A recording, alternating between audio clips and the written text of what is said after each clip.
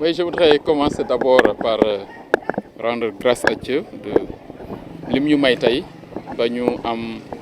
mun naa ni cette dernière activité phare bi réunir l'ensemble des jeunes leaders avec la jeunesse de la coalition Benno Bokk Yaakaar dans la commune de Thiès Ouest may am vraiment mbégte ak maintenant beaucoup d'enthousiasme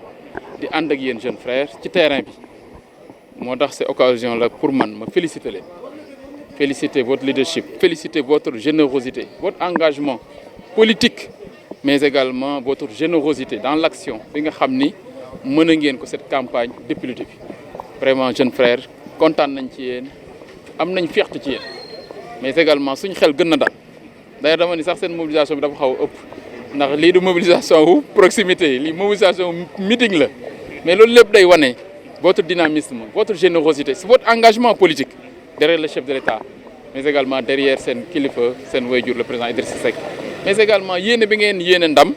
également ñi nga xam ne ñoom la ñu investir mais également c'est l'occasion pour man ma saluer également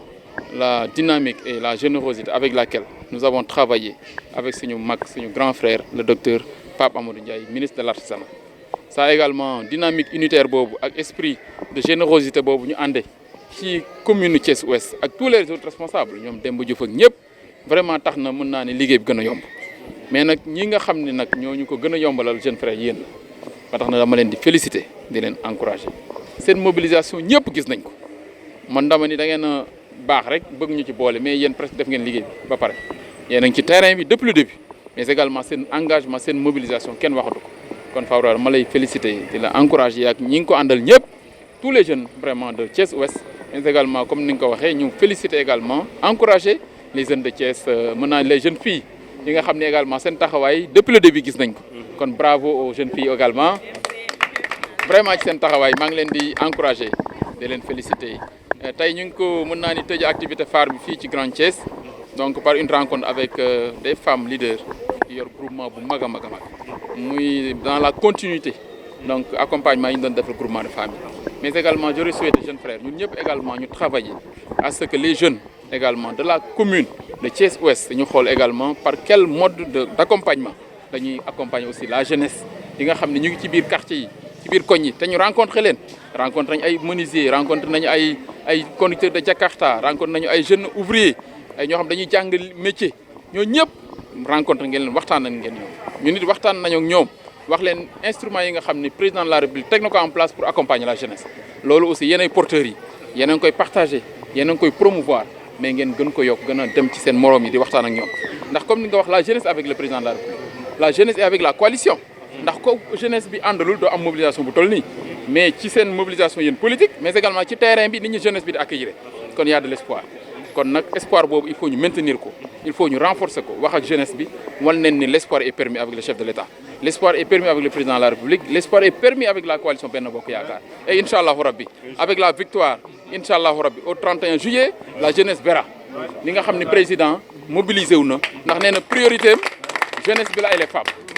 li nga xam ne président wax na ko mooy jeunesse beeg femmes yi tous les jours mu ngi posé ay actes mais ñun tamit ñoo ko war a promouvoir ñoo war a gën a dem ci jeunes yi waxtaan ak ñoom jàppale leen organiser leen ni jigéen ñi organiser woo c'est vrai jigéen ñi jeunes ñi mobiliser wuñ noonu organiser wuñ noonu mais nañ dem ci ñoom jàppale leen kon muy à travers les ASC à travers les quartiers nañu organiser wu kon nan lay gën a jàppale jeunesse bi nan lañ leen di gën a organiser pour ñu bénéficier wu de toutes les opportunités yi nga xam ne président de la République teg na ko pour la jeunesse kon loolu la balle est dans notre camp ñun ñëpp ñu ànd ñun maa ngi ciy def ay sens bi yéen tamit yéen a koy def gis ngeen ñun ñëpp nañu ànd te jeunesse bi loolu rek la ñuy dëgg loolu rek la ñu bëgg kan moo leen di teg ci yoon kan moo leen di jàppale te defe naa ni kon au delà des élections li ma ko waxee nañ leen organiser wu pour jël en charge de manière optimale li nga xam ne mooy préoccupation jeunes yi ak famille à Thiès suñu kilifa yi def nañ li ñu waroon def ak ñun formé nañ ñu jàppale nañ ñu jox nañ ñu ay ndomba tànk jox nañ ñu ay moyens nañ ko dem bokk population yi nañu organiser wu lu ñu yëg ñoom lu ñu am comme xew-xew ngeen taxaw fa ñu àndandoo jàppale leen ndax lii day passé mais le contact avec les populations doit être un contact permanent donc ba tax na kon loolu organisation la moo tax il faut maintenir ce groupe il faut maintenir ce bloc ngeen organiser wu téye chaque week-end dem leen seeti nit ñi dem seeti jeunes yi dem leen ci ngénte yi dem leen ci takk yi dem ci dëj yi man je vous accompagnerai incha allah je serai à vos côtés pour que incha allah loolu ñu maintenir daal loolu laa ci bëggoon wax vraiment di leen jox rendez-vous yéen ñëpp incha allah rabbi le jour du 31 donc juillet ñun ñëpp ngeen mobiliser wu le matin ñëpp ngeen ndëkkeendoo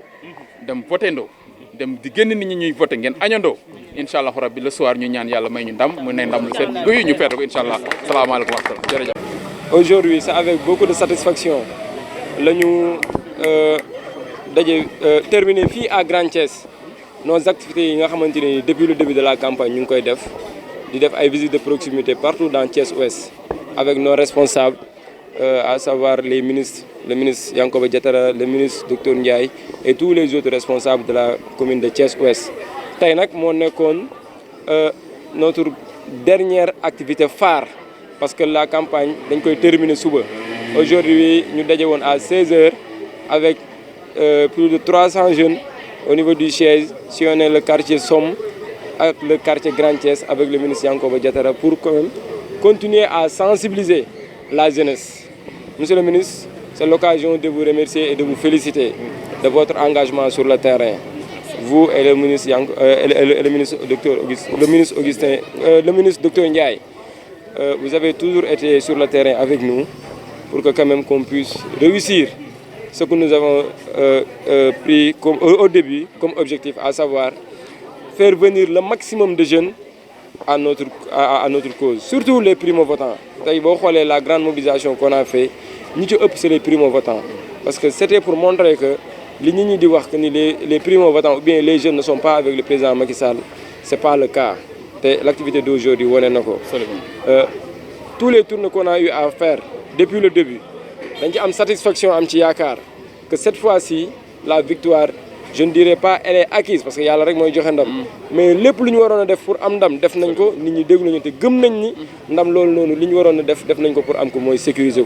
La jeunesse a été engagée jusqu'au dernier moment. Et nous continuons le jour des votes et la veille. Nous continuer ci liggéey bi pour sécuriser liggéey bi nga xamanteni ni def nañ ko bobu ba légui di remercier encore une fois la jeunesse de la commune de Thiès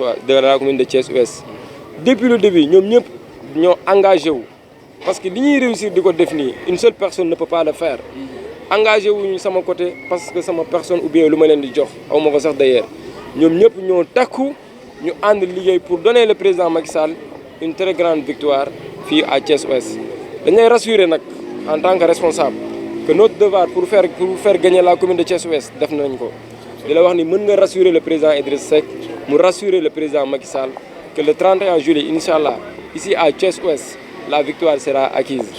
Je félicite encore une fois toute la jeunesse de Thiès Ouest, surtout les Djigeni, parce que de 16h jusqu'à présent, ils sont avec nous sur le terrain, ils font les visites de proximité, ils parlent avec nous sans relâche. Cette fois-ci, si lolu amé, dañ koy santé Yalla, mais de remercier encore une fois tous les responsables. Vous avez sorti tous les moyens nécessaires pour qu'on puisse faire notre travail correctement, sans lequel on ne pouvait pas réussir grand-chose. Donc, encore une fois, félicitations. Votre devoir pour mettre les jeunes dans de bonnes conditions pour donner la victoire au président Idriss Seck, le président Macky Sall, vous l'avez fait et sans état d'âme. Sa engagement sur le terrain aussi ñëpp ko constater cette fois-ci di la ñaanal suñu borom ndam li sedd guy nga jox le président Idrissa Seck mu jox le président Macky Sall merci beaucoup.